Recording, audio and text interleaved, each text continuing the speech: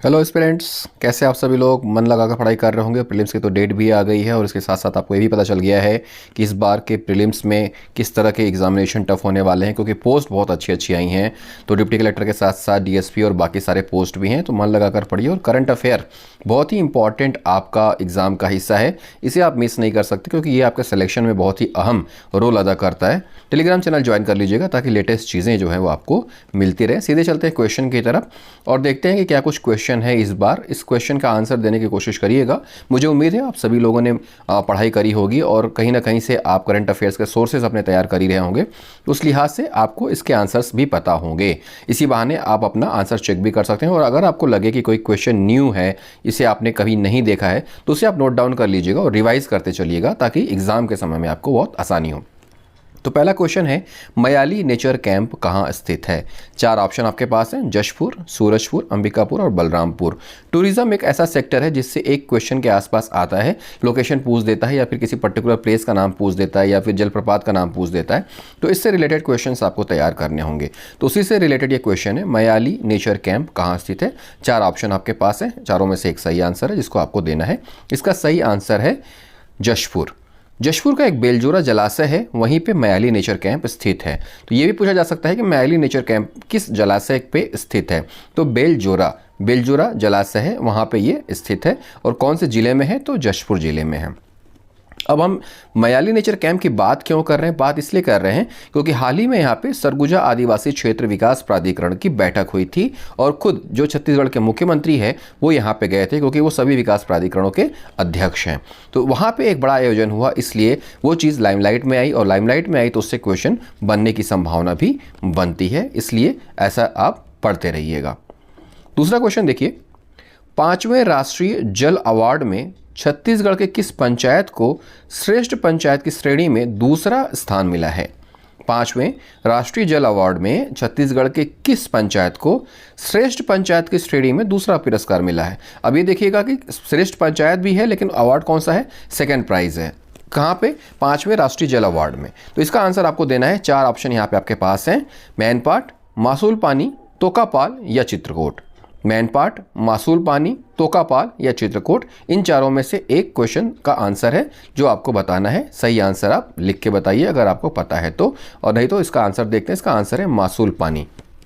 अब इसको कैसे याद रखेंगे, देखिए जल अवार्ड की बात हो रही है, जल पर्यायवाची है किसका, पानी का, और यहाँ पे तो मासूल पानी में पानी लगा ही हुआ है, तो आपको इससे इसका आंसर हमेशा याद रहेगा, जल और पानी। मासूल पानी जल अवार्ड, सेकेंड प्राइज मिला है, ये याद रखिएगा। मासूल पानी कहाँ पे है, कांकेर में है, और जल संरक्षण के क्षेत्र में उत्कृष्ट कार्य के लिए इसको ये अवार्ड मिला है, ये याद रखिएगा।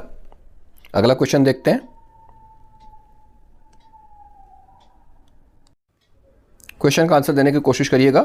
जल जगार महोत्सव किस जिले में मनाया गया। आंसर देने की कोशिश करिएगा क्योंकि सभी अखबारों में प्रमुखता से इसके बारे में खबरें छपी थी, तो आपकी आंखों के सामने से तो ये गुजरा ही होगा। बेमेतरा, बालोद, धमतरी या महासमुंद। जल जगार महोत्सव किस जिले में मनाया गया। इसका सीधा सा आंसर है धमतरी, क्योंकि धमतरी में ही पहली बार जल जगार महोत्सव का आयोजन किया गया था। नोट डाउन कर लीजिएगा, एग्जाम में क्वेश्चन आ सकते हैं। अगले क्वेश्चन की तरफ बढ़ते हैं, आंसर देने की कोशिश करिए। 27वीं अखिल भारतीय वन खेल प्रतियोगिता का आयोजन रायपुर में हुआ, इस आयोजन का थीम वाक्य क्या है।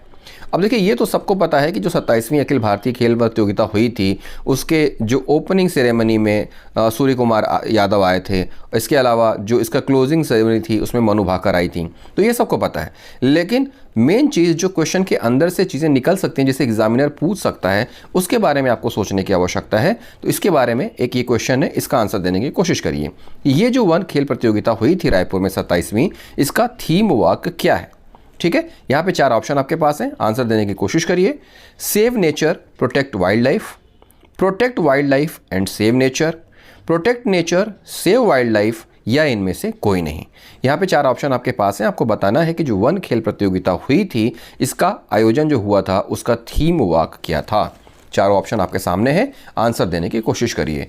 अगर आंसर पता है तो लिखिए ताकि ज़्यादा से ज़्यादा लिखेंगे, ज़्यादा से ज़्यादा याद रहेगा, नहीं तो सीधे चलते हैं इसके आंसर की तरफ। इसका जो आंसर है सही वो है protect nature save wild life.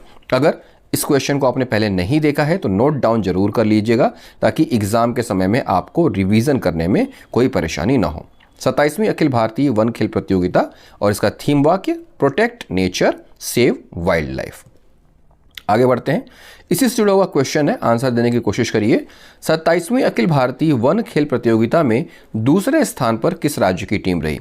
अब ये देखिए, सबको पता है कि पहले स्थान पर छत्तीसगढ़ की टीम है, लेकिन दूसरे स्थान पे कौन है और तीसरे स्थान पे कौन है ये भी जानना आपके लिए ज़रूरी है, क्योंकि अक्सर आजकल क्वेश्चन सुमेलित करने के लिए दे देता है, और उस वक्त जब मैच द कॉलम आपको करना होता है तो सेकेंड और थर्ड पोजीशन आपको नहीं पता होगी तो आपके लिए दिक्कत हो सकती है।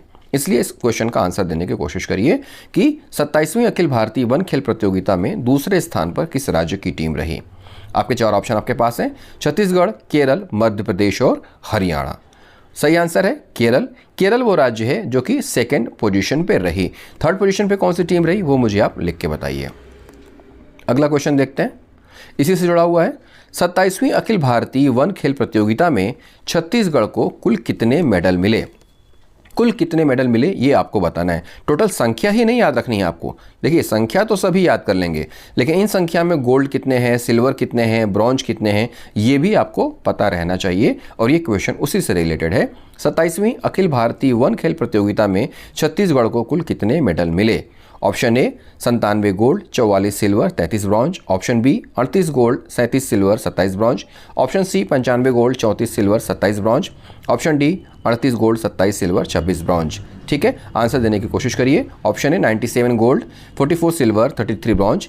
Option B 38 gold, 37 silver, 27 bronze. Option C 95 gold, 34 silver, 27 bronze. Option D 38 gold, 27 silver, 26 bronze. चारों में से एक ऑप्शन सही है, इन ऑप्शन का आंसर आप देने की कोशिश करिए, नहीं तो चलते हैं सीधे आंसर की तरफ। इसका सही आंसर है 97 गोल्ड, 44 सिल्वर और 33 ब्रॉन्ज। इसको आप कैलकुलेट कर लीजिएगा, इसका सम कितना होता है वो टोटल मेडल की संख्या हो जाएगी। वो भी एग्जाम में पूछ सकता है, लेकिन हमको कैटेगराइज करके अलग अलग इसको पढ़ना जरूरी है। अगला क्वेश्चन देखते हैं। अगला क्वेश्चन है, कवर्धा की रहने वाली गीता यादव किस खेल से संबंध रखती हैं? स्पोर्ट आपके लिए एक इंपॉर्टेंट पोर्शन है, यहाँ से 1 या 2 क्वेश्चन तो एग्जाम में आते ही आते हैं, इसलिए छत्तीसगढ़ के जितने स्पोर्ट्स के बारे में एक्टिविटीज़ हो रही हैं उसके बारे में आपको जानकारी होना जरूरी है। तो कवर्धा की रहने वाली गीता यादव हैं, ये किस खेल से संबंध रखती हैं ये आपको बताना है। ऑप्शन है भारोत्तोलन, बैडमिंटन, तैराकी या हॉकी। भारोत्तोलन, बैडमिंटन, तैराकी या हॉकी, चारों में से एक ऑप्शन सही है। सही आंसर देने की कोशिश करिए। जितना ज़्यादा से ज़्यादा आप लिखेंगे उतना ही ज़्यादा आपका बेस मजबूत होता चला जाएगा।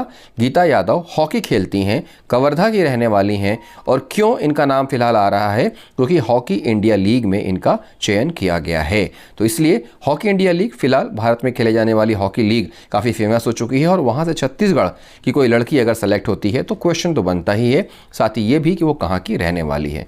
तो गीता यादव हॉकी खेलती हैं और कवर्धा की रहने वाली हैं, हॉकी इंडिया लीग में इनका चयन हुआ है। सारे फैक्ट्स याद रखिएगा, क्वेश्चन कहीं से भी घूम फिर के आ सकते हैं।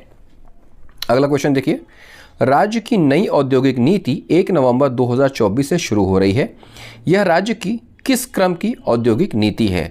किस क्रम की औद्योगिक नीति है पूछने का अर्थ यह है कि राज्य बनने से लेकर अभी तक कितनी औद्योगिक नीतियां बन चुकी हैं, और ये जो औद्योगिक नीति 1 नवंबर 2024 से शुरू हो रही है उसका नंबर क्या है, तो ये आपको बताना है। यहाँ पे आपके ऑप्शन है तीसरी, चौथी, पाँचवीं या छठवीं। ये जो औद्योगिक नीति जारी हुई है 1 नवंबर 2024 को, ये कौन सी नीति है? तीसरी, चौथी, पाँचवीं या छठवीं? इसका सही आंसर बताने की कोशिश करिए। औद्योगिक नीति एक इंपॉर्टेंट पार्ट है छत्तीसगढ़ गवर्नमेंट का, और छत्तीसगढ़ गवर्नमेंट ने काफ़ी फोकस किया है इसको लेकर, इसलिए इससे रिलेटेड क्वेश्चन आ सकते हैं। तो ये 6वीं औद्योगिक नीति है छत्तीसगढ़ राज्य की, जो 1 नवंबर 2024 से शुरू हो रही है।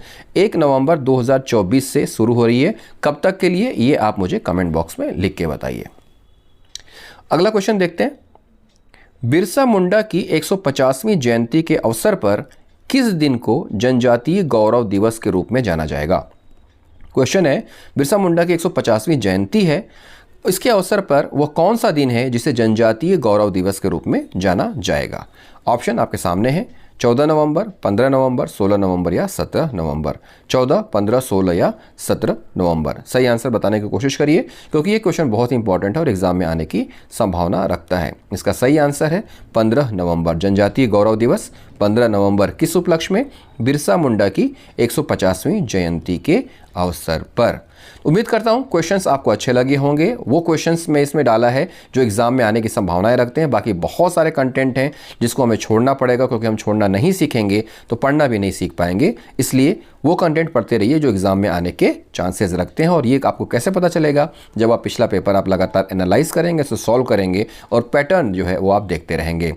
टेलीग्राम चैनल जरूर ज्वाइन कर लीजिएगा ताकि लेटेस्ट नोटिफिकेशन आपको मिलता रहे, और चैनल भी सब्सक्राइब कर लीजिएगा ताकि कोई इंपॉर्टेंट वीडियो आपसे न चूके। पढ़ते रहिए, आगे बढ़ते रहिए। जय हिंद।